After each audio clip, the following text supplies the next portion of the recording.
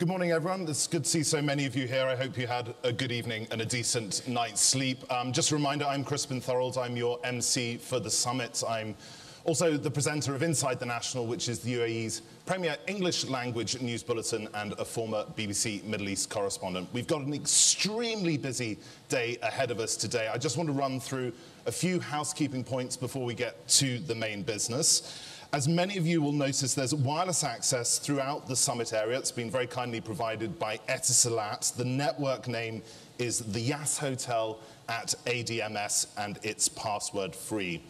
On the tables just outside, again, I'm sure many of you have seen this, you'll find copies of our papers, the ADMC's papers, Al Ittihad in Arabic and the National in English. There's also the FT there and a selection of international papers that have been provided by our friends at Newspaper Direct. Could I repeat once again my plea, if you have any device that beeps, buzzes, rings, please could you turn it off or at least put it onto silent whilst you're in this room.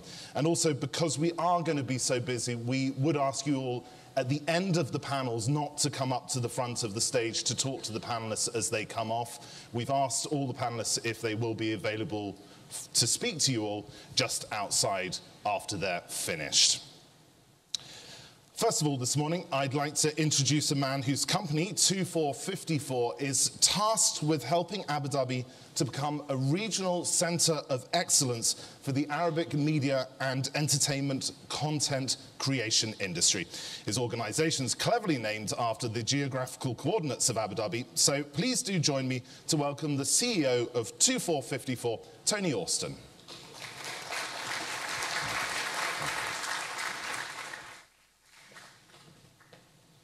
Good morning, Your Excellencies, ladies and gentlemen.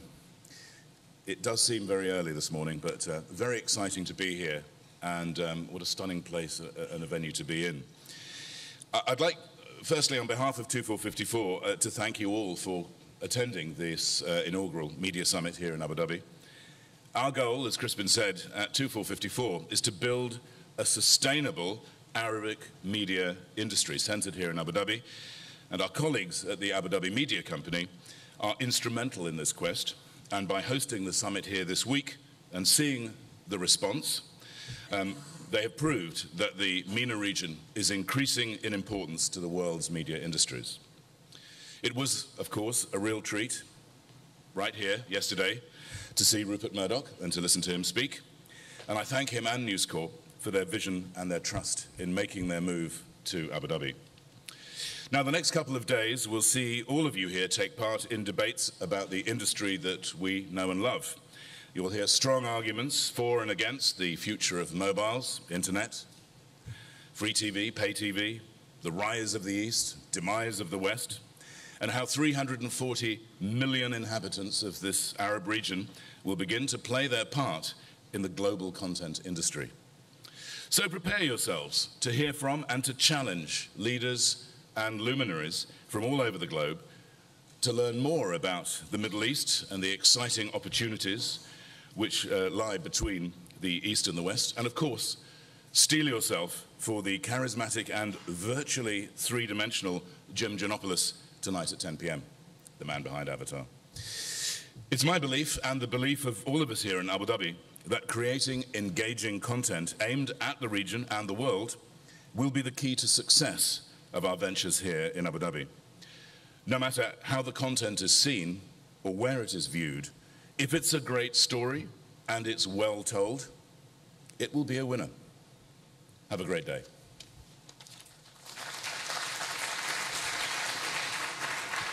Tony, many thanks for getting us off to such an invigorating start. Well, we've structured today's programme to give you the broadest possible view of the current media landscape.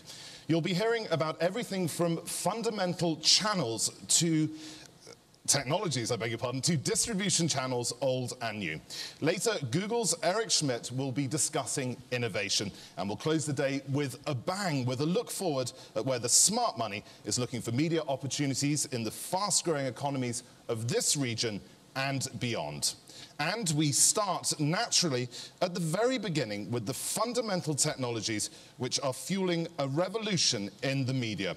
Your moderator for the first panel is John Fort, who's a senior writer from Fortune magazine. He's here all the way from Silicon Valley. Thanks, John.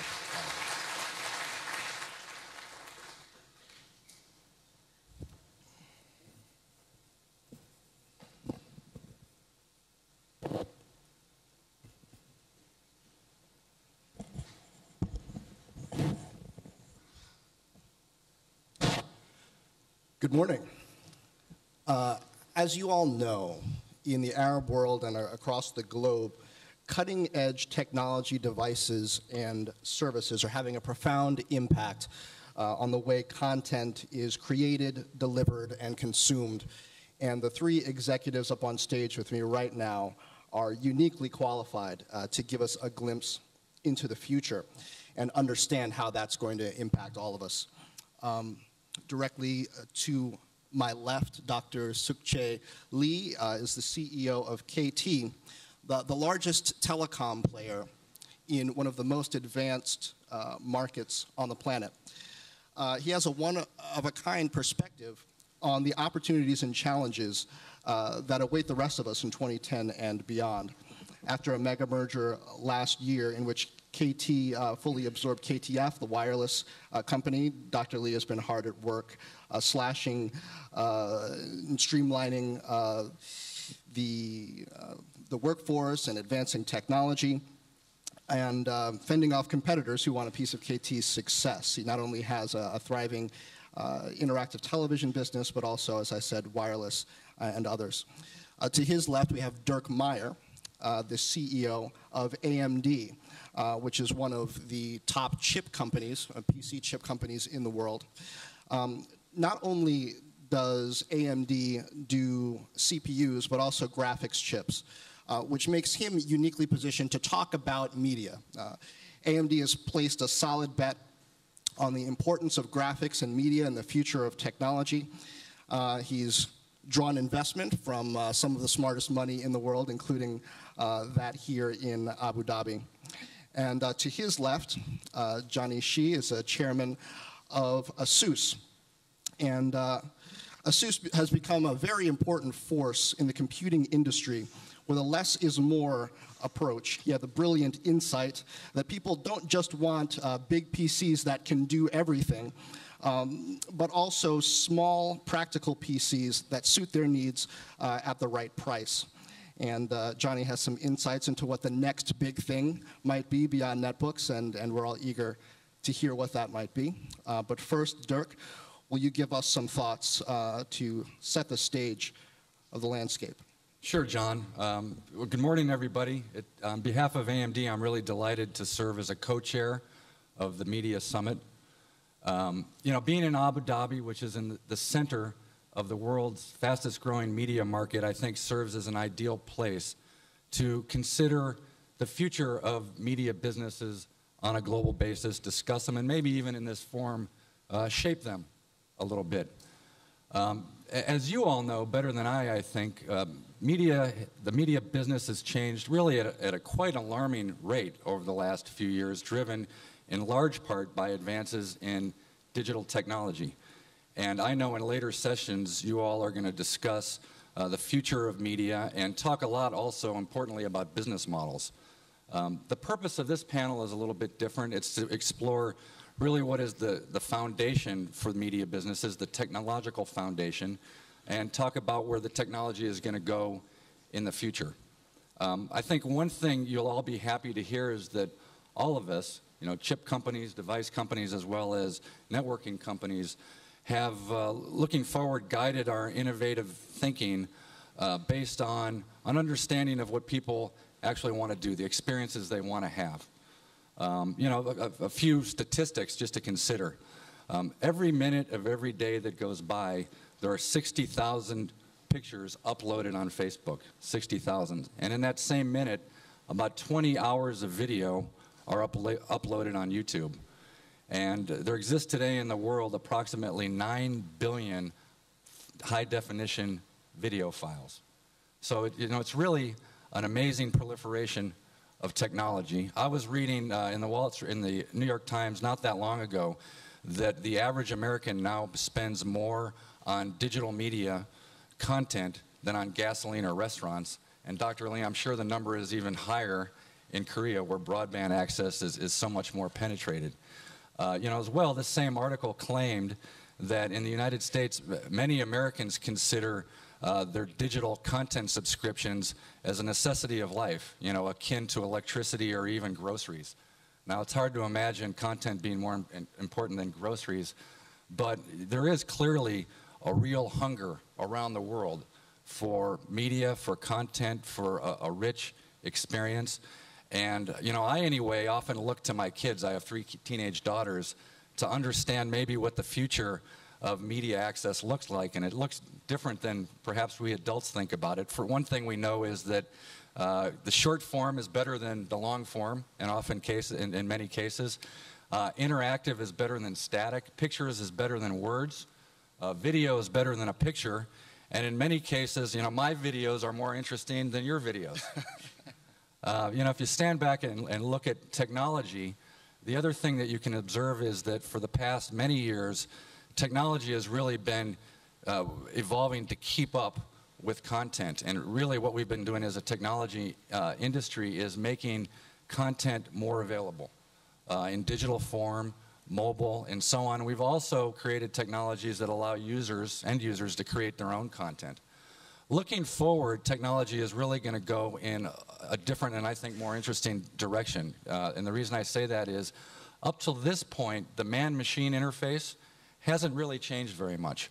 But if you consider the advances that as an industry we're making in broadband access, mobility, processing technology, both graphics technology and video technology, we're poised to really start to change the man-machine interface. And in fact, at our company, AMD, a company that's known for microprocessors or CPUs, the central processing unit of a computer, in our view, the CPU is not so central anymore to the user experience, and increasingly it's graphics and video processing technology that's going to drive the future. And in fact, we're poised to combine all of these processing elements on a single chip called Fusion, which we'll be introducing next year. So really, we're poised to change the man-machine interface. Consider that keyboard and mouse has been the way we've interacted with computers for 25 years. That's going to change. You're going to see face recognition, motion recognition, voice recognition all start to be part of the man-machine interface. And you may wonder, well, what's going to be different in the future? I'll give you a few scenarios. One is, I can imagine in the not-too-distant future having processing technology which will recognize my daughter's face when she walks up to the TV or the computer and makes available to her her own personal content and the content that we have already pre-screened. And frankly, I hope even in the future the computer won't let her turn on the TV until she's electronically turned in her homework. I can also imagine in the future pervasive high-definition video conferencing, not only in the living room, but on tablets. Finally, the Star Trek-style holodeck 5 years ago was science fiction and now feels like science fiction. We have friends in the industry who are actually working on commercially viable holodecks, which I fully expect will start to come out into the marketplace before the end of this decade. So, in summary, computer technology is really going to continue to drive a richer experience, and increasingly the important part is going to be the technology will be invisible. It won't be about the computer, it'll be about the experience and what you enjoy and how it enhances your life. So I think the next 10 years are going to represent even more changes to the way people think about technology and interact with technology than the last 10 or even the last 20. It's going to be very exciting. Thank you. Great. Thanks, Dirk, for that intro. And I've been told that there are folks roving in the room with microphones. We're going to open up for questions in about 20 minutes and continue with the panel in the meantime. But I want to start off exploring what the devices and services of the future will look like, because that'll have a big impact on how the end users actually receive all this content that the folks in this room are dreaming up. If Steve Jobs were up here on stage, he would tell us, first of all, that we're overdressed, and then he'd take all our money. But then he would say that the iPad, the tablet form factor, is a big deal for the future of media. Johnny, do you agree with that? What do you think will be the dominant device types to deliver media in the next decade? Yeah, I think definitely iPad is a very interesting device. But if you look at, now we already see the whole, digital network become a triple play digital network. So I believe eventually, the eventual state is how to enable more people to enjoy so-called the real time, not just any time, the real time, real place. The computer has to know where you are, and also real human. So Dirk mentioned about the man-machine interface. I think it make more people enjoy that kind of life is key. And iPad is definitely one of the very interesting device. That along still a lot of different opinions talking about maybe not multitasking, still no camera, and also why it doesn't support flash. But I think we believe depending on the different kind of usage scenario, there will be different kind of form factors. So for example, the first cloud device actually we've driven our first net PC actually has a quite splash in the industry. We think that's the device to bridge from today's personal computing to the cloud computing, okay? But still combine the best of today's personal computing and also tomorrow's cloud computing. We also have another very interesting device we call the e-keyboard PC. At home, actually can turn every screen at your home in the living room, turn the TV screen into the crowding device, and actually you can enjoy video conferencing, get on the internet, the whole family can enjoy together, wirelessly convert the TV into the cloud device. Bedroom, you can do the same thing. So I think depending on the usage scenario, you can have different kind of form factors. Definitely the smartphone is going to be also very important because can put into the pocket. So I think all of those kind of devices is very interesting. Actually, if talking about even tomorrow, I don't know, many of you may have seen some very interesting conceptual design from the Media Lab. I think you may get on the YouTube.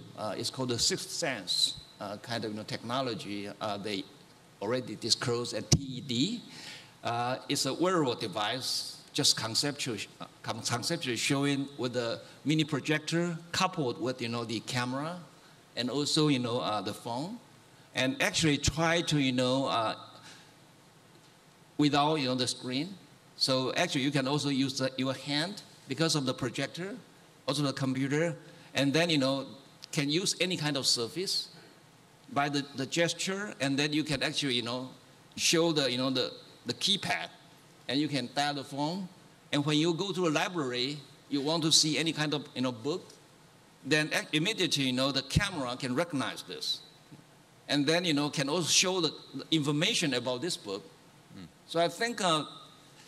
Still, a lot of, very interesting potential that we can try to address. Now, Sukje, compared to the rest of us, you live in the future because of the way the Korean market has advanced. Tell us, when you get the amount of bandwidth that you have through wired and wireless networks, what happens to the consumer experience? What are some of the things that you've seen, how people consume media differently than they did in the past? First of all, I was a little bit disappointed after listening to Dirk Mayer's remark about man-to-machine interface, because we tried hard to make our IPTV work like a computer.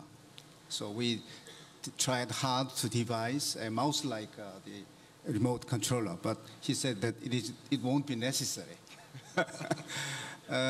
It's very hard to predict the future, especially for us, like for even just a layman. But among KT people, we predict that future, the contents are too much for individual to control by their own device. So the device would be very light and brain would not be there. And it will be maybe perhaps Google or telcos who would provide service to select, to store, and to distribute materials or contents which individual consumers stored or obtained. That's the way it goes. And also, mobile device would work imperative role, very important role. So the future will be dependent upon whether the telcos can support heavy traffic over mobile network. Would it be possible? Many telcos are thinking about deploying LTE because it is considered to work like the internet, fixed line internet. But the fundamental limitation of that mobile network is that when many people try to use it simultaneously, then no matter how large the capacity is, it is just paralyzed. That's what happened last summer when our former president killed himself. People just rushed to make a phone call, and whole network of Korea, which is highly developed, just paralyzed. So I think it is essential for us to support mobile network with fixed line network too, and also use heavily the Wi-Fi network. Then I think consumers or the people's demand for contents would be satisfied, aided by a light device. That's what we envision in the future. And, but here, according to the president of Bell Lab, telcos neglected investment into network, except broadband companies, because bandwidth price or the network price is so low, they found no incentive to invest to strengthen it. So sooner or later, the capacity won't catch up with the speed of demand increase. So we will have a shortage of capacity. So in that case, I think the dreams of the wireless phone companies would be finally materialized, charging by quantity volume, not by flat rate. Yeah. Because otherwise, all devices would be useless. Simply, people cannot enjoy the benefits promised by new devices. Now, that's interesting because I had thought your networks are so advanced. It's interesting to hear that even you, at times, see some bottlenecks from high data traffic. Now, I understand that you have an instance where a gaming company handed out phones to all the employees. And I was interested in hearing about this because you saw a shift in usage from more traditional computing devices to phones. Can you tell us about that and how you saw user preferences shift when they got iPhones? Nobody expected that, but when last year we decided to introduce iPhone to Korea, that was slap on the face of Samsung and the vendors of the handphone set, because they are #1 or #2 world-renowned leader in that area.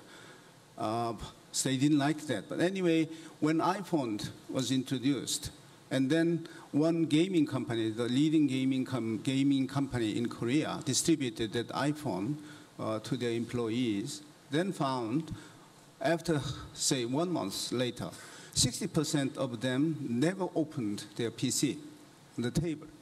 And listening to that information, one banker asked us to, he decided to purchase iPhone service, iPhone, for his employees.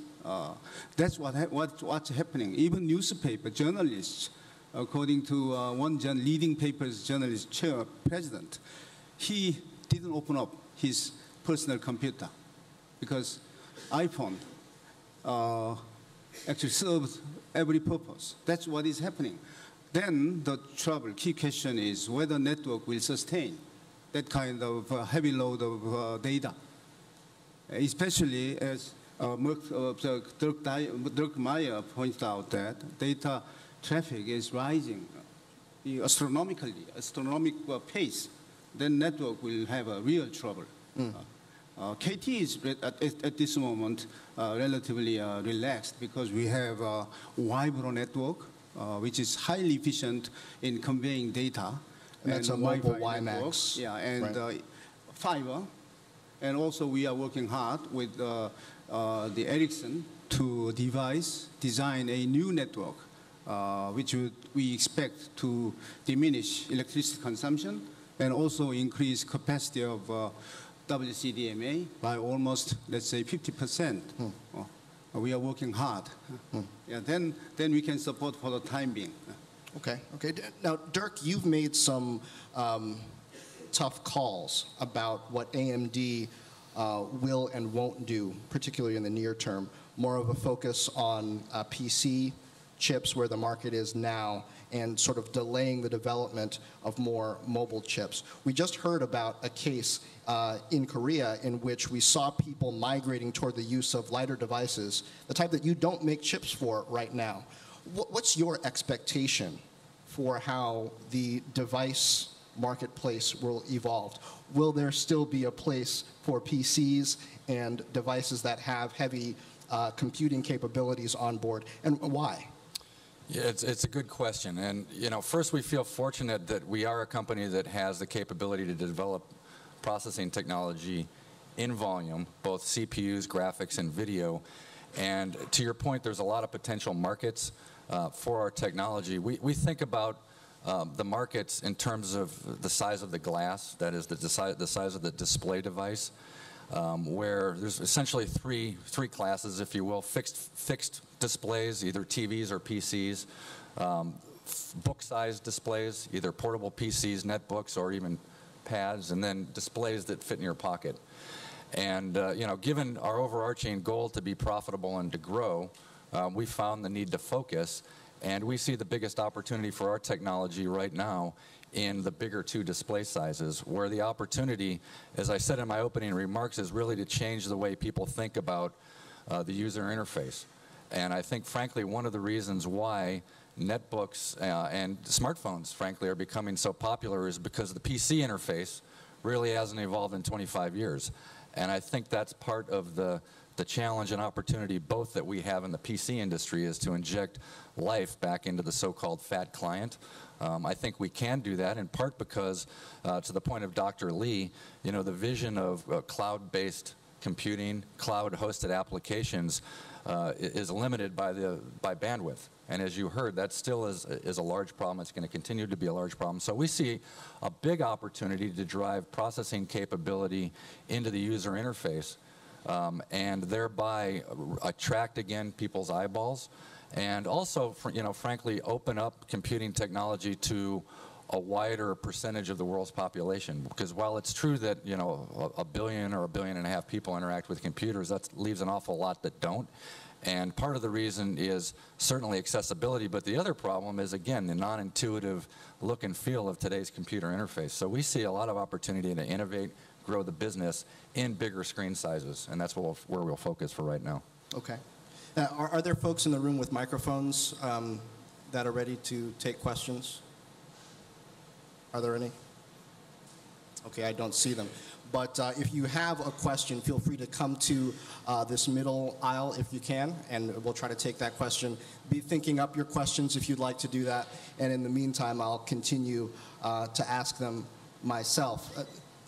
Johnny, the netbook, as I saw it, the profound impact was simplicity. It stripped down a lot of the things that people actually didn't particularly want to pay for in a PC, and gave people the essentials, and that's part of the reason why they've been so successful. The initial netbook had very limited media capabilities because of those choices that you made, but over time, I've seen you add those capabilities, and some of the things that you're talking about now, some of the devices that you're working on are very media capable. What is the importance of media as you see it as you develop these devices? Why are you adding media capabilities to the devices you're working on? There is no doubt, for the cloud computing, I think the media is still the most important. Content is actually, everything. So as I mentioned, when we try to reach the eventual state to enable more people to enjoy the new digital life from the current personal computing and to the cloud computing, I think we have to know, I think, actually I tried to answer the question about the small screen and big screen, and also how, today's PC will play the role. I think we can just imagine, okay, when the whole digital network already converged together, the triple play, voice, video, and all kind of media, data network already converged together, then I think the server, the traditional server actually will play a very important role to provide the contents, right? A lot of computing power. Today's PC, I think still important because you still need, to have the, so-called the digital hub, okay? To have more heavy-duty kind of, content creation. Even at home, you need to have the digital hub to do more. It's like, surrounded by various kind of, digital device, but you need to have, the content creation, even for the family. You go outside, for a picnic and try to, create, your video by yourselves. So the content creation portion, I think, is still important. And so the server and today's PC, I think you still need a lot, computing power. So it really makes sense, to do like, the dual core, 4-core, 8-core, this kind of, continuous, evolvement. But I think it's more important to think about, how this will, evolve and proliferate. So I think there will be more devices, more cloud devices, enable more people to enjoy the immediate content consumption. And I think that's a great potential there. So we talk about different kinds of form factors, and including I mentioned about how to make the people to enjoy this kind of cloud computing, digital content in a real time, real place. Real time is better than any time. Real place, actually, the computer know where you are, okay, and then can show you, where all of your friends are nearby, the parking space, the point of interest. I think those will, also enhance your life. So real human, we already explained, the user, natural user interface is going to play a very important role.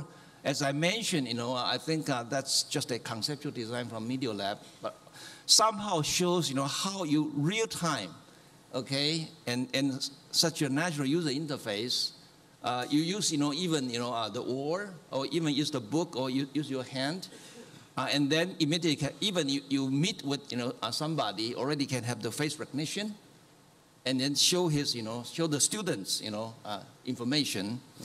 So I think I sort of like your sixth sense. So there are still a lot of, great potential, to address.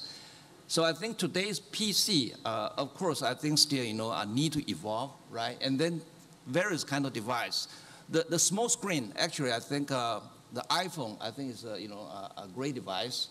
But I think the screen size still have the limitation. There's always the trade-off. So when I think about, for this kind of device, actually, I only think about two. One is really small enough, the best mobility you can put into the pocket. Right. Another one is, big enough screen. So that's why we think about the netbook. Right. So I think those two, actually, you still will have different kind of, experience when you address the internet, right? So I think you need just to address both, yes?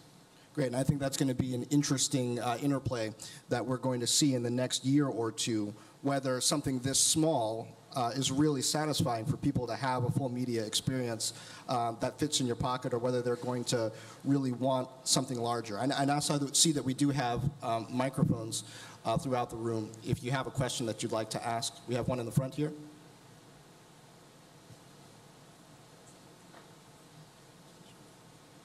Hi, my name is Amra Tureen, CEO of All Voices, a new media company. I have the question regarding bottlenecks. From what I recall, there was so much bandwidth that the network operators stopped investing, as you call it, in the metro and core part of the network. But I'm hearing from you guys that there is bottlenecks. Which part of the network is now very congested? Is it the core, as metro, or the access? You mean regional? I think the question has to do with within the network. For instance, in the case where the former president, had committed suicide, was it in the core of the network, in the fiber, where the congestion was? Was it in the towers? Wireless network. Because people use wireless phone. As you see, the PSTN, fixed line, it is declining very rapidly. So that's why I'm saying that the future lies in mobile device. And I'm telling to my people that please make it a vogue for men to carry handbag like a woman does. Then you can expand your device. You don't have to rely upon this small window. Why don't we do that? That's what I'm saying to my people. I'm serious. I'm not joking. I know you are, but it's funny.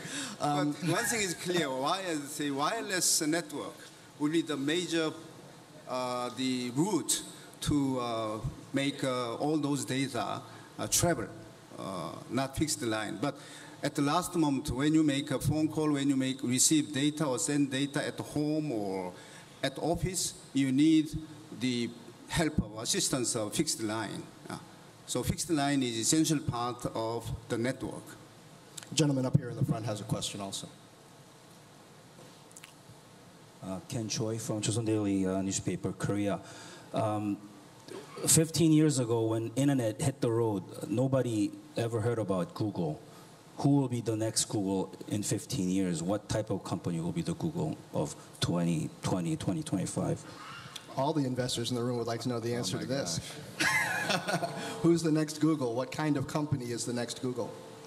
Any takers on that? I think if I knew, I wouldn't tell you, so I could get my investment in first. That's a tough. That's the ultimate question, I guess. When the same question is posed to the operator, the phone service operator, they would say that Google is the most formidable competitor in the future because technology would allow us to communicate with simple computer or simple device without subscribing to the telephone company's network. So they are the formidable challenger to telephone companies. That's what telcos are saying. Well, maybe Google is the next Google, I guess, is a way to put that. Someone please do signal me on time because we're having a good time up here. I want to slip in a question about monetization. The trouble as I see it isn't so much getting media, getting access to media on these devices. Since Napster and BitTorrent, we've had consumers who are getting media onto these devices. A big challenge is monetizing that, getting them to pay for it. And through some of the services that we've seen come out in the past couple of years, we've seen some advancements toward monetization. But I'm interested in what some of the ways are that will happen. So, Dr. Lee, perhaps you can tell us about your experience with interactive advertising, which is something that much of the world hasn't seen yet, and whether that maybe holds some potential for how we might be able to monetize content in the broadband age. Okay, before answering his question, let me say this clearly. The proliferation of device and the common use of mobile device to receive and send contents instead of voice, that means that is media industry has a good opportunities to exploit. Although world population in the short run doesn't increase very much, but all of a sudden your customer increases by 2 times or 3 times. In the case of Korea, if you take into account the population, then the TV, for example, TV audiences would increase by 3 times. And the watching time would also increase. That means you will have a good opportunity to exploit. The question is how to deal with the situation. And as for the question, he said, this here is a technology. You watch TV, and you feel that the necktie I wear is very nice. Then you are curious. It is very nice. Yeah. Yeah. This is like made in Korea, Italy.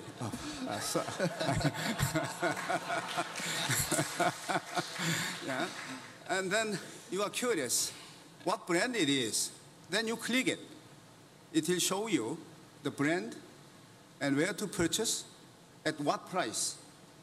Oh, beautiful actress looks even more beautiful because of cosmetics. Then you click the face, and she is using such cosmetics. That is possible through IPTV, interactive TV.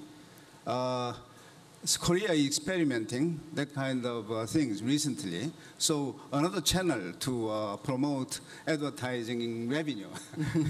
Did I answer your question? You did, very well, very well.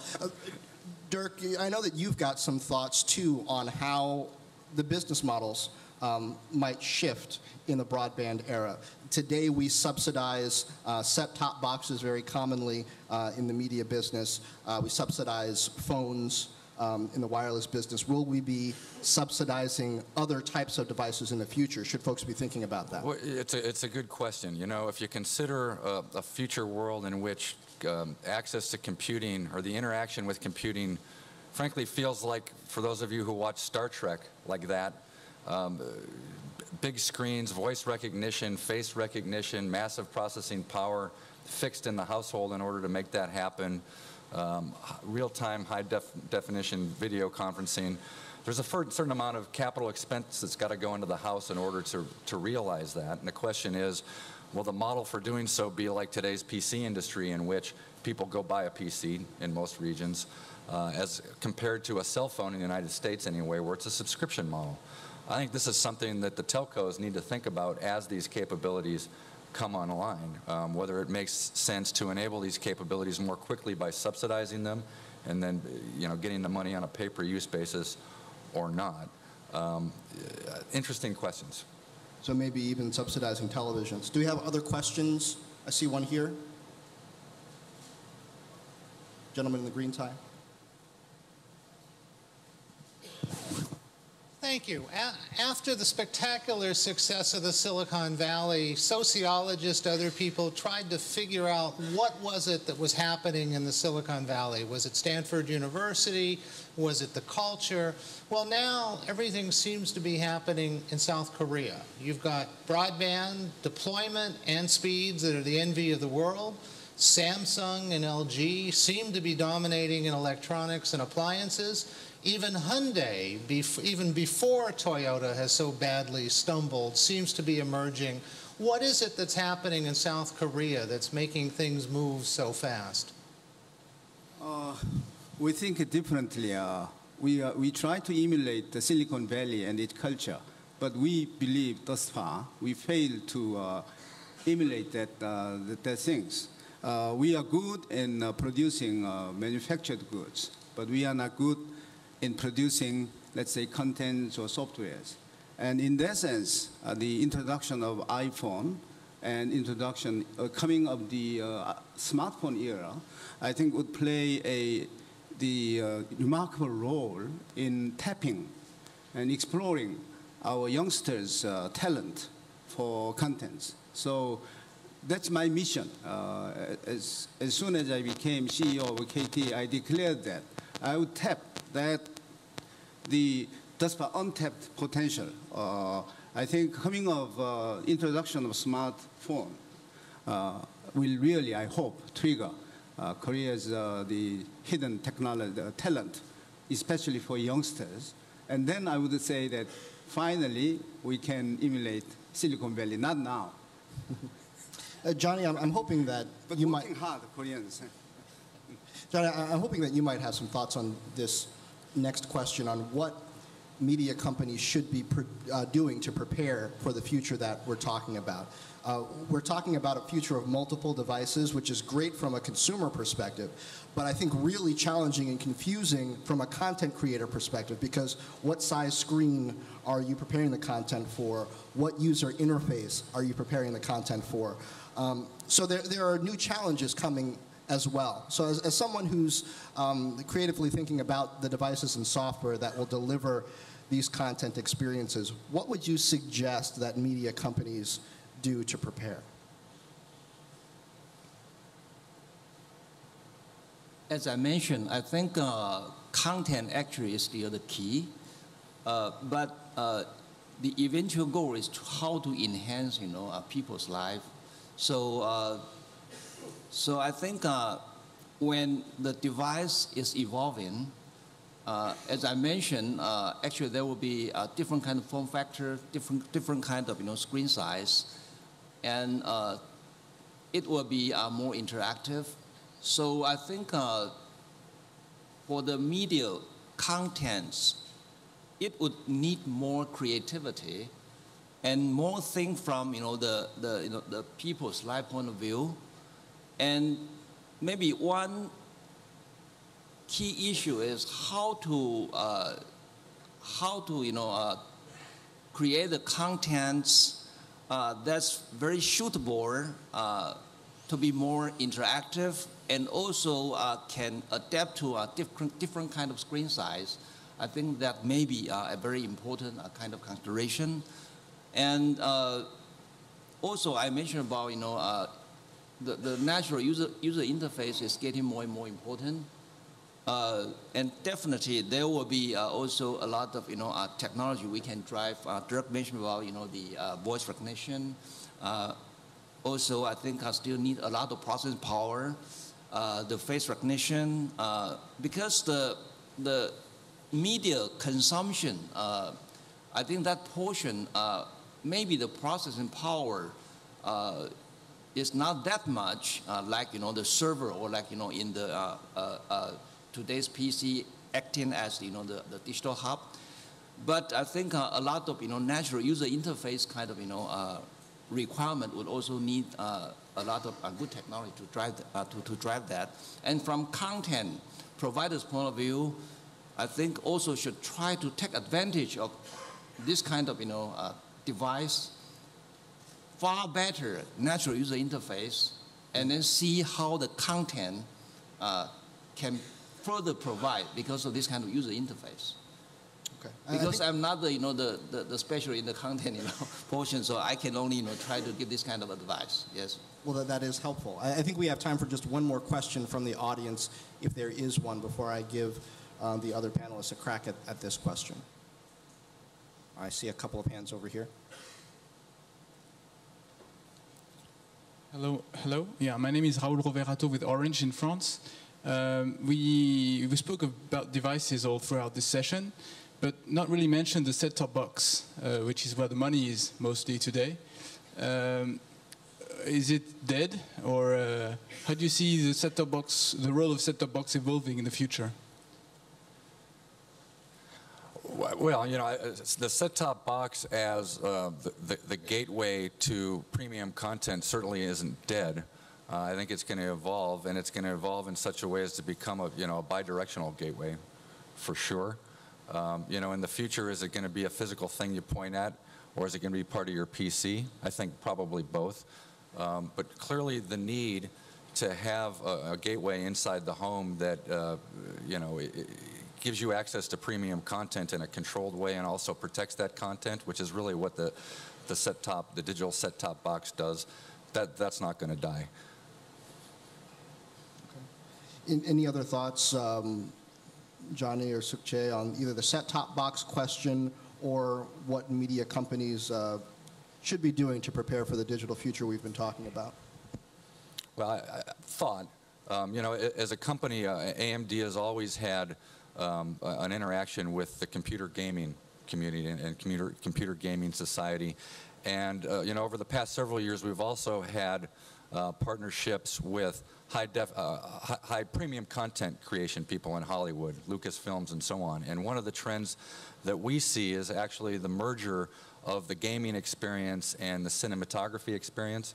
So, you asked, what might the future of content look like? Well, consider the experience, the visual experience that you get today in Avatar, which, Avatar was created on computers offline, lots of computer processing. Imagine that sort of experience rendered real-time, live, and being able to interact with it as if you're in a game. These are the sort of experiences that sound like science fiction, sound like the holodeck analogy that I came up with, but frankly are not that very far away. What are the stories? What are the games? I mean, that's where the innovation will come in, but that's what the technology will make available over the next few years. All right.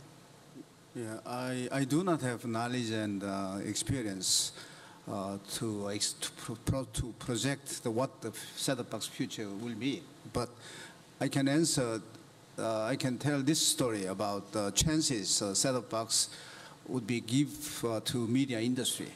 Korea is planning to install every classrooms, over 200,000 classrooms in Korea, middle school, high school, IPTV network there. And teachers are encouraged to use IPTV in their teaching. So that means they have to rely upon video clips or whole videos. Aided by that video, they can make more lively lecture. Then they will be in need of good, excellent contents. And that contents, if they are already existing or to be produced in the future, that will be the area where contents media industry will work hard. I think same model can be applied even in China or in East Asian, many East Asian countries, because that will help providing equal opportunity to everywhere and to even the poor group students. So I think that will give you a good chance. Korea is going to try that IPTV perhaps second half of this year or next year. Let's take a look what's going on here in Korea. Well, I think that's a great way to close the idea of putting this technology, these services into the hands of the youth within the classroom environment and seeing what they do with it. Thank you so much, gentlemen, for sharing your insights.